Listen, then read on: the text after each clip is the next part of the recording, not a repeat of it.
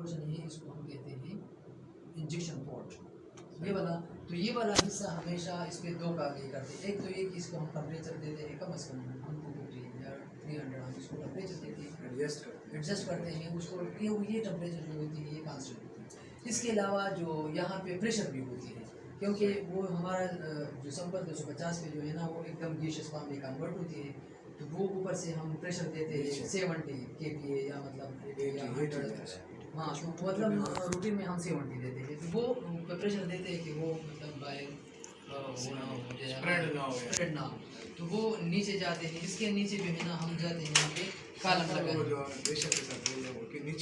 फिर नीचे आएगा ना ओब्वियसली। तो ये हमने नीचे जो है ना ये हमारे पास क्या है ये देख लें, ये हमारे पास कॉलम है। तो अगर आपको नज़र आ रहा है तो ये हमारा इंजेक्शन पोर्ट है, तो ये कॉलम यहाँ पे एन है, ठीक है। और इस कॉलम का जो डाया है वो है 0.25 माइक्रोन मीटर, ठीक है। अब ये कॉलम की जो लेंथ है वो है 30 मीटर, 30 मीटर, ठीक है। इसके अंदर जो कंपाउंड है जो चीज़ पैक है उसको हम कहते हैं सेलॉक्सेन, एक मटेरियल है तो उसमें। अच्छा, इसके जो ये वाला जो पोर्शन है, ये जो पोर्शन है तो ये एन है उसका और ये उसका आउट है। तो ये आउट जो है ना ये गया है वहाँ उसमें क्या नाम है आयन सोर्स में गया है। ये ट्रांसफर लाइन है, ये मतलब आपका इंजेक्शन पोर्ट हो गया, ठीक है। ये आपका कॉलम ऑन हो गया, कॉलम ऑन हो गया। कॉलम का तो आपको पता है कि उसका काम क्या होता है, उसका काम होता है सेपरेशन ऑफ कंपाउंड, ठीक है। इसके बाद होता है यहाँ पे ट्रांसफर लाइन, जो यहाँ पे जो कपल करते हैं उधर से आते कॉलम से निकल के यहाँ पे आते, ये ट्रांसफर लाइन है, ये वाला ये ट्रांसफर लाते हैं। ट्रांसफर लाइन के थ्रू फिर जाते हैं एमएस में वहाँ पे पेब लगा होते हैं 5 एटॉमिक बम्बारमेंट यूनिट, और उसको बम्बार करते हैं और उसको जो है ना जो आपका कंपाउंड है उसको फ्रेगमेंट में मास फ्रेगमेंट में जो है ना उसको वो करते हैं, उसको क्या कहते हैं आयन में कन्वर्ट करते हैं। और आयन में सामने डिटेक्टर होता है, डिटेक्टर उसको डिटेक्ट करते हैं और यहाँ पे हमारे पास पीक आती है। तो जितना उसकी आयन की इंटेंसिटी होगी, जितना ज़्यादा इंटेंसिटी होगी तो इतना ज़्यादा हमारे पास पीक मतलब हमारे पास बढ़ाएगा। और फिर हम जो एरिया है उस एरिया के उस पर एरिया नॉर्मलाइजेशन पे, या तो हम अगर हमारे पास स्टैंडर्ड ना हो तो हम जाते हैं और हम एरिया पे कैलकुलेशन करते हैं कि उस डिपेंड अपॉन एरिया कि मतलब ये उसकी अमाउंट कितनी है। या हम क्या करते हैं कि हम स्टैंडर्ड चलाते हैं, तो स्टैंडर्ड से हम ये कर्व बनाते हैं, मेथड बनाते हैं और उस मेथड के अगेंस्ट जो है ना हम सैंपल चलाते हैं और ये हमें क्वांटिटेटिव रिपोर्ट देते हैं। जीसी का मकसद है किसी चीज़ का सेपरेशन। जीसी का काम क्या है? Separation of the compound, not on the upon, just सिर्फ उसका काम है सेपरेशन। ये जो ओवन है उसको हम टेम्परेचर देते हैं, स्टार्ट हम लेते हैं 50 से और ये फिर जाते हैं हम 30 तक। मतलब इस तरह करते हैं हम कि मतलब एक वो है एक कंपाउंड है तो उसको हम टेम्परेचर 50 और इस तरह 60, 70, 80 ग्रेजुअली हम इसको टेम्परेचर को मतलब इंक्रीज़ करते हैं और ले जाते हैं उसको 300 पे या मतलब 200 पे या 250 पे हम ले जाते हैं। तो जिस कंपाउंड जोन सी टेम्परेचर पे वो कंपाउंड वाला टायर है तो वो आराम से मतलब वो एक 50 पे है, 50 पे है तो दूसरा 70 पे है तो 50 वाला निकल जाएगा। वो जो 70 वाला जब 70 टेम्परेचर हो जाएगा तो वो भी निकल जाएगा। फिर ये डिपेंड अपॉन उसकी साइज पे, हाँ मास टू चार्ज रेशो एग्जैक्टली। इसमें बहुत सारी चीज़ें फिर इफेक्ट करते हैं, डिपेंड करते हैं। मतलब उसका साइज़, मालिकुलर साइज़ कितना है, एटॉमिक वेट कितना है। अगर उसका एटॉमिक वेट कम हो तो ऑटोमेटिकली मतलब वो जल्दी निकल जाएगा, उसका ज़्यादा हो तो ज़्यादा। अच्छा, इसके अलावा उसका शेप किस तरह है, उसका मालिक्यूल का शेप जो गोल है, स्फेरिकल है, सिलेंड्रिकल है या मतलब वो भी डिपेंड करता है। मतलब तो वो भी कॉलम से मतलब निकलने में टाइम हो। इसके अलावा प्रेशर होती है, उसमें वैक्यूम होती है, टेम्परेचर होती है, बहुत सारे फैक्टर होती है। मतलब क्या नाम है, अच्छा सेपरेशन सर ऑयल है उसके अंदर इनऑर्गेनिक कंपाउंड भी तो होते हैं, मेटल्स इनऑर्गेनिक कंपाउंड होती है तो वो स्टक हो जाएगा नहीं। सही है। मतलब वो कंपाउंड जो कि यहाँ पे जो वोलेटाइल पार्ट जो है, जो वोलेटाइल पार्ट है, जो सामने जो नज़र आ रही पाइप, तो ये जो वहाँ पे हमने वो क्या नाम सिलेंडर पड़ा है उसका हीलियम का, तो उसका जो उसको हम गैस क्रोमेटोग्राफ कहते हैं। उसका जो मोबाइल फेज होती है वो गैस होती है और हीलियम होती है। और हीलियम इसलिए होती है कि वो फ्लेमेबल नहीं है, वो इन्वायरमेंट फ्रेंडली है और वो इनर्ट है, वो किसी के साथ रिएक्टिव नहीं है।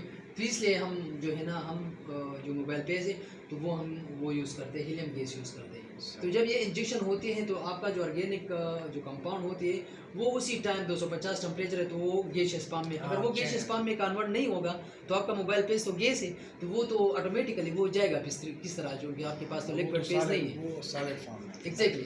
तो वो जब गैसियस फॉर्म में कन्वर्ट होगा तो वो गैस के साथ जो है ना वो अपने गैस के साथ कैरी करेगा और उसको ले जाएगा वहाँ पे आयन सोर्स में। तो वो थोड़ा बहुत आपको शायद समझ आ गई होगी। तो मतलब ये चीज़ें हैं उसमें। अच्छा सर, ये जो है एसेंशियल ऑयल में 25 से 30 कंपाउंड है।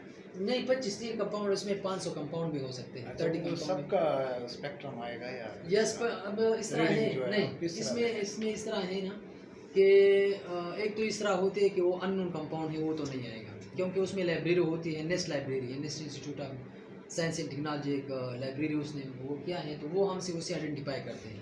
तो उसमें जो लाइब्रेरी है, लाइब्रेरी में अगर वो कंपाउंड मौजूद हो तो हम क्या करेंगे, वो चीज़ उसको डिटेक्ट करेगा। मैं आपको बताऊंगा मतलब कि स्टैंडर्ड होना चाहिए। हाँ सेम। कोई भी और सेकंड ये कि अगर उसमें वो चीज़, अब आपके पास लाइब्रेरी कौन सी है, अगर नेचुरल वो प्रोडक्ट नेचुरल हो तो आपके पास नेस्ट का लाइब्रेरी है, वो नेस्ट लाइब्रेरी वो नेचुरल लाइब्रेरी नहीं है तो वो ऑटोमेटिकली वो डिटेक्ट नहीं करेगा। या वो जो आपने लाइब्रेरी पेस्ट डाली है और वो पेस्ट ना हो कोई अदर चीज़ हो तो वो डिटेक्ट नहीं करेगा। ठीक है, तो ये depend upon on your level library कि आपके पास लाइब्रेरी होना चाहिए, नेचुरल भी होने चाहिए, पेस्टिसाइड का लाइब्रेरी भी होना चाहिए और नेस्ट का लाइब्रेरी भी होना चाहिए, तो कि आपके पास रेंज और वो अपडेटेड हो मतलब। ठीक है, तो वो चीज़ अगर आपके साथ उसमें मौजूद हो लाइब्रेरी में तो वो उसको डिटेक्ट करेगा और वो आएगा। अगर वो मौजूद नहीं है लाइब्रेरी में तो वो डिटेक्ट नहीं करेगा। एक बात हो गई। सेकंड बात ये है कि आपकी बात इस तरह कंपाउंड होती है कि उसका जो आयन सोर्स का टेम्परेचर होती है। अब एक कंपाउंड है, अब यहाँ पे है मेथाम्फेटामिन है। मेथाम्फेटामिन यहाँ पे जो मैंने टेम्परेचर दिया है आयन सोर्स को वो 280 है। अब एक और चीज़ है डाइस्टाइल मार्फिन है, तो उसके लिए जो आयन सोर्स का टेम्परेचर है वो 280 नहीं चाहिए, उसको 270 पे निकलना है। तो मैंने जो टेम्परेचर दिया है वो 280 है, तो 270 वाला जो कंपाउंड है वो चला जाएगा लेकिन वो डिटेक्ट नहीं होगा। तो ये है कि बहुत सारे कंपाउंड इस तरह होते हैं कि मतलब कांस्टेंट टेम्परेचर पे कांस्टेंट, वो आपका जो टेम्परेचर होगी ये क्या नाम है आयन सोर्स का, वो तो कांस्टेंट होगा। ये जो ट्रांसफर लाइन का टेम्परेचर हो जाए इंटरफेस का वो भी कांस्टेंट। ये टेम्परेचर कांस्टेंट होगा फिर हम सैंपल इनलेट करेंगे। समझ लीजिए जब टेम्परेचर कांस्टेंट हो जाएगा 280 पे ये इस तरह है, फिर हम सैंपल इनलेट करेंगे। नहीं वो इस तरह है, जब आपने सिस्टम ऑन किया ना तो सिस्टम ऑन करने में कम से कम जो ग्रीन जोन में होना चला जाए, कम से कम आपका 2-3 आवर लगेगा सिस्टम को रेडी होने में, क्योंकि यहाँ ये जो सिस्टम है यहाँ पे उसके अंदर 2 पंप लगे होते हैं, टर्बो पंप, एक बाहर एक्सटर्नल एक पंप लगा हुआ है वैक्यूम पंप। तो ये जब आप सिस्टम ऑन करोगे तो कम से कम 1-2 आवर आपने वेट करना है कि ये रेडी हो जाए, कि उसको वैक्यूम ठीक ठाक वैक्यूम ना बने ना तो आपने मतलब आप सैंपल नहीं चला सकते। टेम्परेचर उस टाइम तक आ जाएगी आपका सोर्स टेम्परेचर और आपका interface temperature, one temperature, distance temperature, pressure, ये सारी चीज़ें जो है ना ये जो आएगी और रेडी होने में आपको कम से कम पहले ज़माने में जो 90-80 की बात है उस टाइम में हमारे पास GCMS था और वो 72 आवर लेते थे ग्रीन जोन का, मतलब ग्रीन जोन आने में मतलब रेडी होने में वो 72 आवर लेते थे। तो हम वेट करते थे 72 आवर, उसके बाद हम सैंपल चला देते। अब चूँकि टेक्नोलॉजी नहीं है तो अब जो है हम क्या करते हैं, हम मतलब विदिन 2 आवर्स जो है ना, विदिन 1-2 आवर्स जो है ना ये आपके पास सारी चीज़ें आ जाती हैं। ठीक है, तो ये सारे जो कांस्टेंट चीज़ें हैं कांस्टेंट, तो वो तो ओबियसली 2-3 आवर में वो हो जाएगी रेडी, और उसके बाद जो है हमने आपने सैंपल चलाना है। कुछ समझ आ गई सर? ये जो ग्राफ है अच्छा जो ग्राफ है, अब ग्राफ की तरफ आते हैं। अब ग्राफ इस तरह होते हैं कि जब हमने अच्छा इसमें इस तरह ये भी है कि आपने जो चीज़ किसी चीज़ में आपने अब आपका एसेंशियल ऑयल है, एसेंशियल ऑयल आपने क्या किया, आपने उसमें डिज़ोल्व किया DCM